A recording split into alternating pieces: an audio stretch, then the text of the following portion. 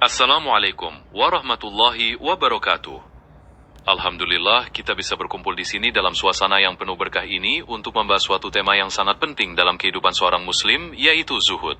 Zuhud secara bahasa berarti berpaling atau meninggalkan sesuatu karena tidak menyukainya atau menganggapnya rendah. Namun dalam istilah para ulama, zuhud memiliki makna yang lebih mendalam, khususnya sebagaimana yang diajarkan oleh Imam Ghazali.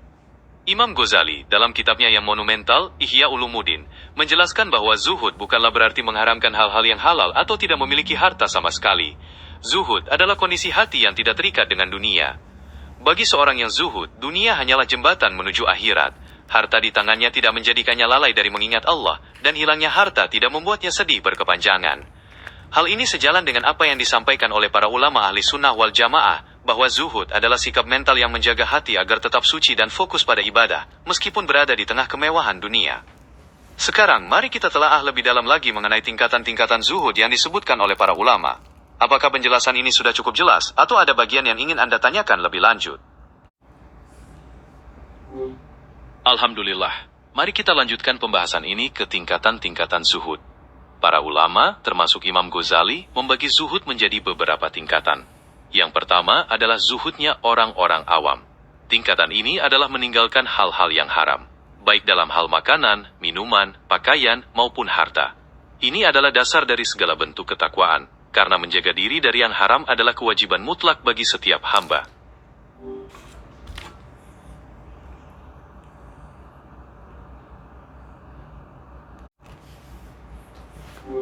Mari kita lanjutkan ke tingkatan kedua, yaitu zuhudnya orang-orang khusus atau hawas. Tingkatan ini tidak hanya meninggalkan yang haram, tetapi juga menghindari hal yang halal yang berlebihan atau tidak bermanfaat, yang bisa membuat hati lalai dari mengingat Allah. Pada tahap ini, seseorang hanya mengambil dunia sekadar untuk memenuhi kebutuhan hidupnya demi beribadah dan mencari ridhonya. Tibalah kita pada tingkatan zuhud yang tertinggi, yaitu zuhudnya orang-orang yang ma'rifat atau al-arifin. Pada tingkatan ini, zuhud bukan sekadar meninggalkan hal-hal duniawi, melainkan mengosongkan hati dari segala selain Allah. Bagi mereka, dunia tidak memiliki nilai sama sekali, karena hati mereka telah dipenuhi oleh cinta kepadanya. Mereka melihat dunia semata-mata sebagai ladang untuk beramal dan beribadah demi mencari ridhonya. Apakah Anda ingin mendiskusikan lebih lanjut tentang bagaimana mencapai tingkatan zuhud ini dalam kehidupan sehari-hari? Baik, mari kita lanjutkan dengan lebih mendalam, menggali bagaimana cara kita menerapkan sikap zuhud dalam kehidupan sehari-hari. Salah satu kunci utama dalam zuhud adalah keyakinan yang kuat pada jaminan rejeki dari Allah. Ketika seseorang benar-benar percaya bahwa apa yang menjadi haknya tidak akan tertukar, hatinya akan menjadi tenang dan tidak terobsesi untuk mengumpulkan harta secara berlebihan atau dengan cara yang tidak halal. Imam Ghazali juga menekankan pentingnya mengendalikan nafsu dan menjauhi sifat hubbud dunia, yaitu kecintaan yang berlebihan terhadap dunia. Ini bukan berarti kita harus membenci dunia, melainkan meletakkan dunia di tempatnya, yaitu di tangan kita, bukan di dalam hati kita. Mari kita lanjutkan dengan pembahasan mengenai dampak positif zuhud terhadap kepribadian seorang muslim. Apakah Anda ingin melanjutkan ke arah sana? Melanjutkan bahasan mengenai dampak positif zuhud terhadap kepribadian, seorang muslim yang zuhud akan merasakan kedamaian batin yang mendalam, karena hatinya tidak terikat pada pujian manusia atau takut akan penilaian mereka. Ia akan terbebas dari penyakit hati seperti riya dan sum'ah. Ia juga akan memiliki rasa syukur yang tinggi atas karunia yang ia terima, baik yang sedikit maupun yang banyak, karena ia memahami bahwa rezeki datangnya dari Allah semata. Selain itu, kedermawanan akan menjadi karakter alami bagi orang yang zuhud. Karena ia tidak merasa takut kehabisan harta, ia akan dengan senang hati berbagi kepada sesama yang membutuhkan, membantu meringankan beban mereka tanpa mengharapkan balasan apapun kecuali pahala darinya. Sikap rendah hati dan tawadu juga akan terpancar dalam setiap interaksinya dengan orang lain, karena ia menyadari bahwa kemuliaan yang sebenarnya terletak pada ketakwaan, bukan pada status atau jumlah harta yang dimiliki. Mari kita lanjutkan pembahasan mengenai zuhud. Kali ini kita akan menyelami lebih dalam tentang bagaimana zuhud itu mampu menyembuhkan berbagai penyakit hati yang seringkali menggerogoti ketenangan jiwa seorang muslim. Salah satu penyakit hati yang paling berbahaya adalah riya, yaitu melakukan amalan bukan karena Allah, melainkan untuk mendapatkan pujian atau pengakuan dari manusia. Dengan menerapkan zuhud, seorang muslim terlatih untuk melepaskan ketergantungan hatinya pada penilaian makhluk, sehingga amalannya semata-mata ditujukan untuk meraih ridhonya. Baik, kita lanjutkan pembahasan ini dengan menggali lebih dalam bagaimana zuhud itu menjadi benteng pertahanan terhadap penyakit hati lainnya, seperti kesombongan dan kedengkian. Seorang muslim yang memiliki sikap zuhud tidak akan merasa sombong atas apa yang dimilikinya, baik itu ilmu maupun harta, karena ia menyadari bahwa segala sesuatu yang dimilikinya adalah titipan dari Allah semata. Ia juga tidak akan merasa dengki atau iri terhadap kesuksesan orang lain, karena ia memahami bahwa rejeki telah ditentukan bagi masing-masing hamba sesuai dengan hikmah dan keadilannya. Baik, mari kita berikan contoh-contoh nyata dalam kehidupan sehari-hari bagaimana seorang muslim mempraktekkan sikap zuhud. Ambil contoh dalam pengelolaan harta. Seorang yang zuhud, ketika ia dikaruniai kekayaan berlimpah, ia tidak akan membiarkan harta tersebut masuk ke dalam hatinya. Artinya ia tidak merasa sombong atau takut kehilangan, dan selalu siap berbagi kepada sesama yang membutuhkan melalui sedekah dan zakat. Contoh lainnya adalah dalam menghadapi pujian atau kritik. Orang yang zuhud tidak akan terbuai oleh pujian manusia yang bersifat semu, dan juga tidak akan sakit hati dikritik karena ia menyadari bahwa penilaian yang hakiki hanyalah dari Allah semata. Apakah Anda ingin mendiskusikan contoh lainnya dalam aspek kehidupan yang berbeda? Baik, mari kita lanjutkan dengan mendalam tentang bagaimana zuhud berhubungan dengan konsep qanaah dan ridho, dua sifat yang menjadi pilar ketenangan batin bagi seorang muslim. Qanaah adalah sikap merasa cukup dengan apa yang diberikan oleh Allah, baik yang sedikit maupun yang banyak. Orang yang zuhud tidak akan merasa gelisah atau terus-menerus mengejar dunia yang lebih banyak karena ia telah memiliki rasa puas di dalam hatinya. Sementara ridho adalah sikap menerima dengan lapang dada segala ketetapan dan takdir Allah, baik yang menyenangkan maupun yang terasa berat. Ini adalah bentuk kepasrahan mutlak kepadanya. Alhamdulillah, mari kita teruskan perjalanan kita dalam memahami makna zuhud. Kali ini kita akan menggali lebih dalam lagi tentang bagaimana rasa qanaah yang sejati dapat menghapuskan keserakahan yang seringkali membutakan mata hati manusia terhadap nikmat yang telah diberikan. Sifat qanaah atau merasa cukup bukanlah berarti kita berhenti berusaha atau tidak menginginkan kemajuan, melainkan menerima hasil dengan lapang dada dan menghargai apa yang ada di tangan. Dengan qanaah, hati menjadi lapang dari rasa dengki dan iri, karena setiap karunia dipandang sebagai anugerah yang harus disyukuri. Mari kita sambungkan ini dengan konsep ridho, yang merupakan penyempurna dari sikap zuhud itu sendiri. Apakah Anda ingin mendengarkan penjelasan yang lebih mendalam mengenai hal ini? Ridho adalah puncak dari sikap batin seorang muslim, di mana ia menerima sepenuh hati segala ketentuan dan takdir Allah, baik yang menyenangkan maupun yang terasa berat baginya. Dalam konteks zuhud dan qanaah, ridho berarti tidak ada lagi keluh kesah di dalam hati atas apa yang telah ditetapkannya. Seseorang yang ridho memandang bahwa setiap peristiwa dan bagian kehidupan yang dijalaninya adalah yang terbaik untuk dirinya, karena berasal dari Zat yang Maha Mengetahui dan Maha Penyayang. Dengan demikian, kebahagiaan yang dirasakan oleh seorang yang zuhud, qanaah dan ridho tidak bergantung pada faktor eksternal, melainkan bersumber dari dalam hatinya sendiri yang senantiasa merasa cukup dan berserah diri kepada Allah. Mari kita lanjutkan pembahasan mengenai zuhud. Kali ini kita akan menggali lebih dalam tentang bagaimana zuhud itu mampu menyembuhkan berbagai penyakit hati yang seringkali menggerogoti ketenangan jiwa seorang muslim. Salah satu penyakit hati yang paling berbahaya adalah riya, yaitu melakukan amalan bukan karena Allah, melainkan untuk mendapatkan pujian atau pengakuan dari manusia. Dengan menerapkan zuhud, seorang muslim terlatih untuk melepaskan ketergantungan hatinya pada penilaian makhluk, sehingga amalannya semata-mata ditujukan untuk meraih ridhonya. Mari kita lanjutkan dengan lebih tenang dan perlahan mengenai zuhud. Salah satu hakikat zuhud adalah mengutamakan kehidupan akhirat dibandingkan kehidupan dunia.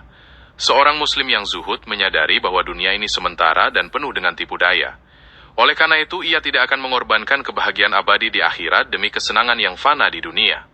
Keseimbangan ini tercermin dalam tindakannya yang selalu berorientasi pada ketaatan kepada Allah dan mempersiapkan bekal untuk hari kemudian. Apakah Anda ingin mendiskusikan contoh konkret tentang bagaimana zuhud diterapkan dalam menghadapi godaan dunia? Mari kita lanjutkan pembahasan mengenai bagaimana zuhud diterapkan dalam menghadapi berbagai godaan dunia. Ketika dunia dengan segala kemewahannya, baik berupa harta benda, kekuasaan, maupun popularitas, menawarkan godaannya, seorang muslim yang zuhud tidak tergiur untuk mengejarnya secara serampangan. Imam Ghazali menjelaskan bahwa hati yang zuhud selalu membandingkan nilai dunia yang sementara dengan nilai akhirat yang kekal. Dengan cara pandang ini, setiap godaan dunia dapat disaring dengan baik, sehingga tidak sampai masuk ke dalam hati dan mengaburkan tujuan hidup yang hakiki. Apakah Anda ingin memperdalam tentang bentuk-bentuk godaan dunia yang sering dihadapi dan cara menghadapinya? Menghadapi godaan dunia memang memerlukan strategi batin yang kuat. Salah satu cara utama yang diajarkan oleh para ulama adalah dengan memperbanyak muhasabah, yaitu introspeksi diri secara berkala. Dengan muhasabah, kita bisa menilai apakah hati kita masih condong kepada dunia atau sudah mulai terikat dengan kenikmatan-kenikmatannya. Selain itu, memperbanyak tadabur atau merenungkan sifat sementara dari kehidupan dunia juga sangat efektif untuk membentengi diri. Dengan menyadari bahwa segala yang kita miliki di dunia ini bersifat fana, kita akan lebih mudah untuk tidak terperdaya dan mengalihkan fokus kita untuk mencari bekal bagi kehidupan yang kekal di akhirat kelak. Mari kita lanjutkan pembahasan ini dengan mendalami konsep syukur dalam perspektif zuhud, sebuah hal yang sangat penting untuk menyeimbangkan hati agar selalu merasa tenang dan damai. Syukur, pada dasarnya, adalah mengakui dan berterima kasih atas segala nikmat yang diberikan oleh Allah. Orang yang zuhud, karena hatinya tidak terikat dengan dunia, akan selalu melihat nikmat sekecil apapun sebagai anugerah yang harus disyukuri. Ia tidak akan membandingkan nikmatnya dengan milik orang lain, melainkan fokus pada apa yang telah dianugerahkan kepadanya. Apakah Anda ingin mendiskusikan lebih lanjut tentang bagaimana cara menumbuhkan rasa syukur yang mendalam dalam kehidupan sehari-hari? Mari kita lanjutkan pembahasan mengenai hubungan antara zuhud dan tawakul, yaitu sikap berserah diri sepenuhnya kepada Allah setelah berusaha dengan sungguh-sungguh. Seorang muslim yang zuhud, karena tidak menggantungkan hatinya pada makhluk atau kekayaan dunia, akan menaruh rasa tawakul yang murni hanya kepada Allah. Ia meyakini bahwa Allah adalah sebaik-baik penolong dan pengatur urusan, sehingga ia tidak merasa cemas menghadapi masa depan atau tertimpa kesulitan. Tawakul bagi orang yang zuhud bukanlah sikap pasif, melainkan energi positif yang mendorongnya untuk tetap berikhtiar semaksimal mungkin, dengan keyakinan bahwa hasilnya berada di tangannya. Mari kita lanjutkan pembahasan mengenai hubungan antara zuhud dan keikhlasan. Keikhlasan adalah inti dari setiap amal perbuatan, di mana seorang muslim melakukan amalan semata-mata untuk mencari ridho Allah, tanpa mengharapkan imbalan atau pujian dari manusia. Zuhud sangat erat kaitannya dengan keikhlasan, karena dengan membersihkan hati dari keterikatan dunia, seseorang akan lebih mudah untuk beramal dengan murni. Ketika nafsu untuk mendapatkan kekayaan, kedudukan, atau reputasi sudah tidak lagi menguasai hati, maka setiap langkah dan nafas yang diambil akan didasari oleh keinginan untuk mendekatkan diri kepadanya. Mari kita lanjutkan pembahasan mengenai bagaimana zuhud membebaskan batin dari dua penyakit mental utama, yaitu keserakahan dan kekhawatiran berlebih akan masa depan. Dengan zuhud, hati menjadi tenang karena ia percaya bahwa rezekinya sudah dijamin oleh Sang Pencipta. Zuhud bukanlah tentang kemiskinan atau kemalasan. Seorang sahabat Nabi seperti Abdurrahman bin Auf adalah contoh orang kaya yang zuhud.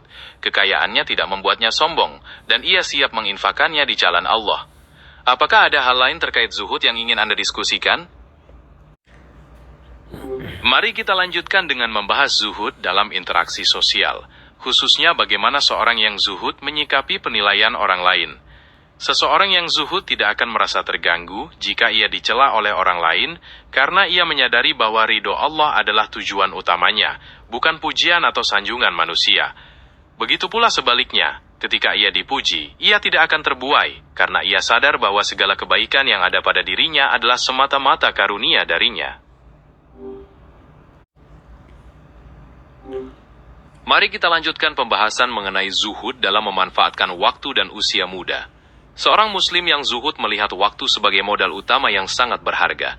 Ia tidak akan menyia-nyiakan waktu untuk hal-hal yang tidak bermanfaat, melainkan menggunakannya untuk mendekatkan diri kepada Allah dan berbuat kebaikan. Selain waktu, zuhud juga tercermin dalam cara kita menyikapi kesehatan dan kesempatan. Imam Ghazali menekankan bahwa orang yang zuhud tidak akan menunda-nunda kebaikan, karena ia menyadari bahwa kesempatan mungkin tidak akan datang untuk kedua kalinya.